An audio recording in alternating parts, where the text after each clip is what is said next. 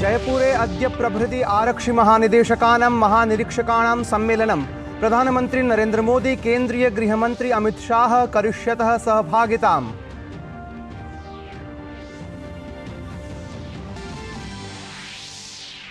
भाजपा दलस्य अध्यक्षः जेपी नड्डा अद्य हिमाचल यात्रायां भवेत्। दलस्य समित्योपवेशने सहभागितां समाचरेत्। लोकसभा निर्वाचनम् आलक्ष्य रणनीति निर्माणे कुर्यात् चर्चां। तावत् सोलनस्थले नड्डा समाचरेत् प्रचारम्। विदेश मंत्री डॉक्टर एस जयशंकरः नेपाल यात्रायाम् अस्ति। अद्य भारतस्य अनुदान सहायता द्वारा निर्मितायाः पुनर्निर्माण परियोजनायाः कुर्यात् उद्घाटनम्। भारतेन नेपालस्य भूकंप प्रभावितेषु क्षेत्रेषु पुनर्निर्माणाय 100 कोटि राशेः दानम् उद्घोषितम् आसीत्। बांग्लादेशे सामान्य निर्वाचनात् प्राक् बीएनपी विपक्षिदलं देशे करिष्यति विरोध प्रदर्शनम्। निर्वाचनं बहिष्कारम् आलक्ष्य पक्षविपक्षयोः वाक्प्रहारः।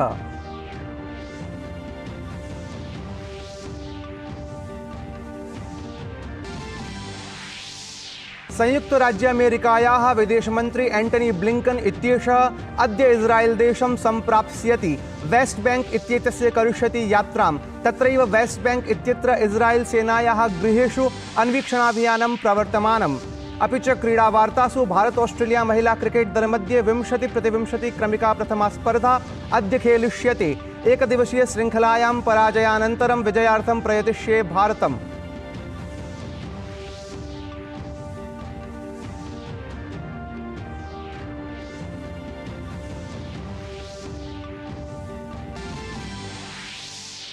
अपि च उत्तरभारते शीतप्रकोपः प्रवर्तमानः।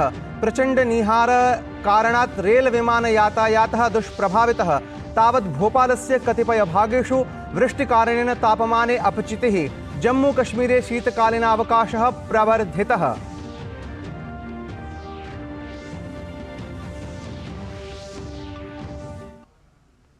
अभिवादये, अहमस्मि मुकुलः द्विवेदी।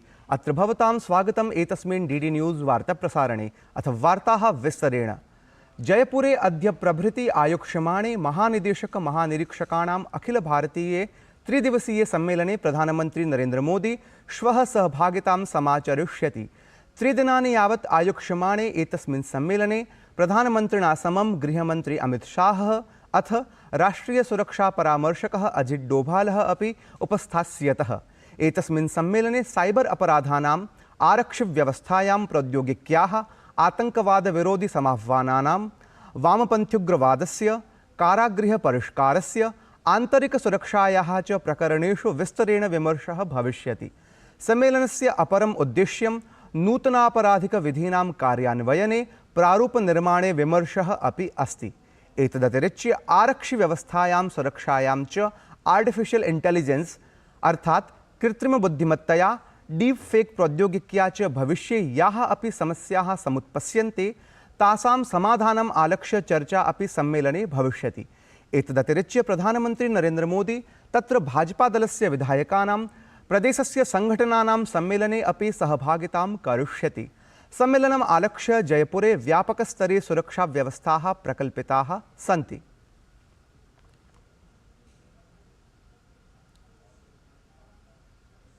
भाजपा दलस्य राष्ट्रीयः अध्यक्षः जेपी नड्डा अद्य हिमाचल प्रदेशस्य यात्रायां गच्छेत्। अत्रान्तरे सः सोलनस्थले मार्गप्रचारं करिष्यति। अभिनन्दन समारोहे अपि सहभागितां समाचरिष्यति। सममेव जेपी नड्डा शिमलानगरे आयोक्ष्यमाणे अभिनन्दन समारोहे अपि उपस्थास्यति। भारतीय जनता पार्टीति दलस्य अध्यक्षः तत्र दलस्य समित्युपवेशने लोकसभा निर्वाचनम् आलक्ष्य रणनीति निर्माणे चर्चाम् अपि करिष्यति। विदेश मंत्री डॉक्टर एस जयशंकरः यः काठमाण्डौ नेपालस्य प्रधानमन्त्रिणा पुष्पकमलदहलेन सह मेलनं कृतवान्।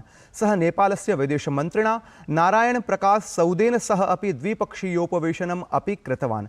मन्त्रिद्वयं भारत नेपाल संयुक्तायोगस्य 7मोपवेशनस्य सहाध्यक्षताम् अपि अकरोत्। एतस्मिन् अवसरे भारत नेपालयोः मध्ये महत्वपूर्णसन्धिपत्रेषु हस्ताक्षराणि समाचरितानि। अत्र सन्दर्भे प्रथमः दीर्घकालिकः सन्धिः विद्युत् प्रकरणपरः अस्ति।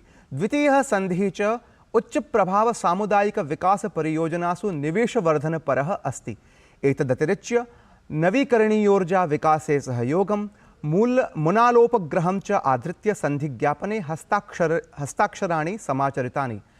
अत्रावसरे जाजरकोटस्य भूकम्पपीडितेभ्यः पञ्चमचरणस्य साहाय्यसामग्री प्रदत्ता। अत्र आर्थिकसम्बन्ध, व्यापार, विद्युत्, शिक्षा, संस्कृति, राजनीतिक प्रकरण प्रभृति विषयेषु अपि चर्चा अभवत्। जान्युवरी मासस्य 7 दिनाङ्के भारतस्य प्रतिवेशि देशे बांग्लादेशे सामान्यनिर्वाचनेभ्यः मतदानं भविष्यति। मतदानम् आलक्ष्य सशस्त्रबलानि सुरक्षायाः सुदृढव्यवस्थाम् अकुर्वन्। अत्रान्तरे बांग्लादेशस्य प्रमुखविपक्षी दलेन BNP इत्येतेन निर्वाचनानां विरोधे गुरुवासरे 48 होराणां विरोधप्रदर्शनस्य आह्वानं कृतम्।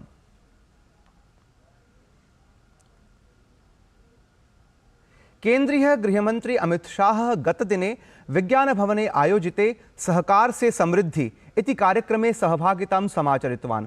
अत्रान्तरे गृहमंत्री उक्तवान् यत् अद्य एषः समारम्भः आगामि दिनेषु कृषिक्षेत्रे अस्मदीयाम् आत्मनिर्भरतां समेधयिष्यति। गृहमंत्री इतोपि कथितवान् यत् मूङ्गचणकेति दलितान्नयोः देशेन आत्मनिर्भरता प्राप्ता अस्ति। परं स्वतन्त्रतायाः 75 वर्षपूर्तेः अनन्तरम् अपि दलहन इति दलितान्नस्य आयातकरणम् अस्माकं कृते सम्मानजनकं नास्ति। अतः प्रधानमन्त्रिणा मोदिना कृषिक्षेत्रे दलहन इति दलितान्नस्य उत्पादकेभ्यः कृषकेभ्यः एकं महत्त्वपूर्णम् उत्तरदायित्वं प्रदत्तम् अस्ति। एतदनु 27-द्विसहस्रतम वर्षं यावत् दलहन इति दलितान्नस्य क्षेत्रे भारतम् आत्मनिर्भरं भवेत् लक्ष्यं तेन स्थापितम्। आज की ये शुरुआत आने वाले दिनों में कृषि क्षेत्र में प्रचंड परिवर्तन लाने वाली शुरुआत है। ये बात सही है कि मूंग और चने में हमने आत्मनिर्भरता प्राप्त की है, परंतु बाकी दलहन आज भी हम इंपोर्ट करते हैं। और भारत जैसे कृषि प्रधान देश के अंदर जहां पानी की उपलब्धता भी बढ़ रही है, 2023 में आजादी के 75 साल के बाद दलहन का आयात करना हम सब के लिए सम्मानजनक नहीं है। इसलिए मोदी जी ने दलहन के क्षेत्र पर एक बड़ा दलहन उत्पादन करने वाले किसानों पर एक बड़ा जिम्मा डाला है कि 2027 तक दलहन के क्षेत्र में भारत आत्मनिर्भर हो। 8 भारतीय नागरिकेभ्यः मृत्युदण्डस्य अल्पावधिकं करणपरं कतर न्यायालयस्य निर्णयम् आलक्ष्य विदेश मन्त्रालयः उक्तवान् यत् विधिविशेषज्ञसमूहं निकषा कतर न्यायालयस्य आदेशः अस्ति यद्धि गोपनीयः अस्ति। कतरदेशस्य सर्वोच्चन्यायालये याचनापञ्जीकरणार्थं 6 दिनानि सन्ति। सः कथितवान् यत् वयं परिवारस्य सदस्यैः अथ विधिविशेषज्ञानां समूहेन समं सतते सम्पर्कं साधयामः। लालसागर प्रकरणस्य स्थितिविषये विदेशमन्त्रालयः उक्तवान् यत् वयं सजवं स्थितिं सन्धारयामः। 28 दिसंबर को वहाँ के जो कोर्ट ऑफ अपील है उन्होंने एक जजमेंट दिया। उसके तत्पश्चात हम लोगों ने एक प्रेस रिलीज़ निकाली जिसमें हम लोगों ने बताया था आपको कि उनका जो डेथ सेंटेंस है, मृत्युदंड है, उसको घटा के प्रेजेंट सेंटेंसेस कर दिया गया है। अब हमारे पास जो हमारी लीगल टीम है, हमारे पास नहीं, जो लीगल टीम है उनके पास वो कोर्ट का ऑर्डर है। वो जो कोर्ट ऑर्डर है वो एक कॉन्फिडेंशियल डॉक्यूमेंट है। तो लेकिन इतना मैं कह सकता हूँ कि कंफर्म कर सकता हूँ कि उन सब का जो सेंटेंसेस है, वेरिंग सेंटेंसेस मिला है, अलग अलग अवधि का सेंटेंस मिला है और डेथ पेनल्टी ख़त्म हो गया। जहाँ तक आगे मसले की बात है, 60 दिन का समय है जब इस मसले को अपील किया सकता है कोर्ट ऑफ कैसेशन में, जो कि कतर की सबसे ऊंचा वहाँ का कोर्ट है। तो इस मुद्दे पर हमारे जो लीगल टीम है वो काम कर रही है और हम लोग भी परिवार के साथ और लीगल टीम के साथ इस विषय पर बात कर रहे हैं, जुड़े हुए हैं। ईरान देशे दुरापादिते आक्रमणे मृत्युंगतान् जनान् आलक्ष्य भारतेन दुःखं व्यक्तम् अस्ति। विदेश मन्त्रालयेन कथितम् अस्ति यत् ईरानदेशे दुरापादितं विस्फोटाक्रमणं भारतेन निन्दितम् अस्ति। तेन कथितं यत् वयम् ईरानवासिभिः तत्रत्येन प्रशासनेन च सह स्थिताः स्मः। आपने शायद देखा होगा कि हम लोगों ने स्टेटमेंट जाहिर किया है जिसमें हम कहें कि हम लोगों ने इसकी निंदा करते हैं कि इतनी बड़ी ये घटना हुई जिसमें काफ़ी लोग हताहत हुए हैं करमान शहर में, और इस ऐसे मौके पर, ऐसे दुखद मौके पर, ऐसे गंभीर मौके पर हम ईरान के लोगों के साथ और ईरान के सरकार के साथ खड़े हुए हैं।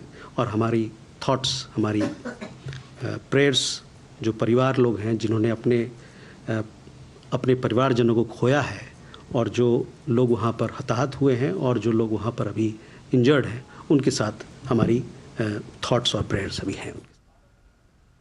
संयुक्तराज्यामेरिकायाः विदेशमन्त्री एंटनी ब्लिंकन इत्येषः अद्य इज़रायेल् देशं सम्प्राप्स्यति। तत्र वेस्ट बैंक इत्येतस्य स्थलस्य यात्राम् अपि सः करिष्यति। तत्रैव वेस्ट बैंक इत्यत्र इज़रायेल् सेनायाः गृहेषु अन्वीक्षणाभियानं प्रवर्तमानम् अस्ति। भारत ऑस्ट्रेलिया दलयोः महिला क्रिकेट वृन्दयोः मध्ये अनुवर्तमानस्य 20-20 स्पर्धात्रयस्य प्रथमा क्रीडा अद्य मुम्बई क्रीडाङ्गणे खेलिष्यते। इतः पूर्वं क्रीडितायाम् एकदिवसीयायां स्पर्धाशृङ्खलायां पराजयं सम्मुखीकृतवत् भारतीयं दलम् एतां स्पर्धां जेतुं सर्वात्मना प्रयतिष्यति।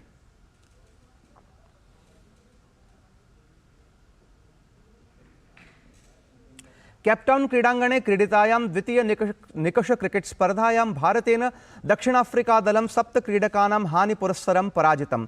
भारतीयदलेन द्वितीये दिवसे एव एषा स्पर्धा विजिता। जेतुं स्थापितं 79 धावनाङ्कानां लक्ष्यं भारतं क्रीडकत्रयस्य हानिपुरस्सरं प्राप्तवत्। एतेन सममेव भारतेन श्रृङ्खला एषा समानाङ्कत्वं प्राप्ता। ध्येयं यत् केप्टाउन क्रिकेट स्पर्धायाम् आहत्य 42,600 कन्दुकानि क्षिप्तानि। कन्दुकानां सन्दर्भे एषा क्रिकेट स्पर्धा निकषक्रीडायाः इतिहासस्य लघुतमा स्पर्धा आसीत्।